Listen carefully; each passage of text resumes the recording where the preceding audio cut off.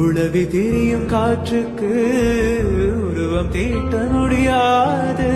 காதல் பேசும் மொழியெல்லாம் சத்த கூட்டில் அடங்காது. இயற்கையின் மொழிகள் புரிந்துவிடு, மனிதரின் மொழிகள் தேவையில்லை. இதயத்தின் மொழிகள் புரிந்துவிடு, மனிதர்க்கு மொழியே தேவையில்லை. காற்றின் மொழி ஒளியாரை சகா, பூவின் மொழி நிறமா